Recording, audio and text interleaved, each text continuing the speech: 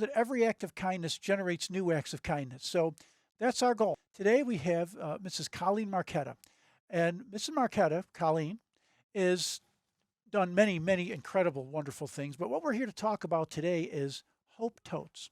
And really, she got together, she's a co-founder of this organization. And what she did is, through her own personal experiences, she found how important it was to help and support people who are going through difficult situations when they're having medical issues. The first thing we want to talk about is Hope Totes.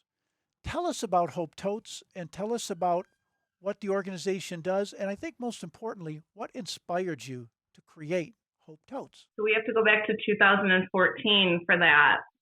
I'm a mom of 2 kids, and when my son was 2 years old, he was diagnosed with a rare disease. During the first year or two, it was too much for me. So I accepted all the kindness. As soon as Jack's doing better, started with, joining boards of organizations that meant a lot. I joined the Make-A-Wish board. I was on the Family Advisory Council at Children's. I joined the Cure JM National Leadership Council. That's with my son's diagnosis. It's a national organization. And Hope Totes kind of happened organically from that. I started making medical bags for friends. I had a very close friend who called me one day. Her son was diagnosed with a cancerous brain tumor.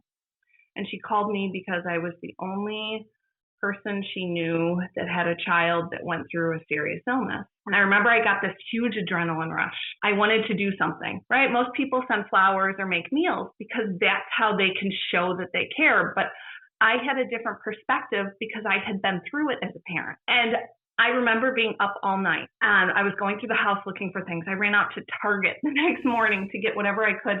And I put together a bag for her, took it to the hospital. It wasn't for her son. This bag was for her because I knew as a caregiver to her son, she needed to be able to keep it together during some very scary times, some very unsure times, and she needed to know that people were looking out for her.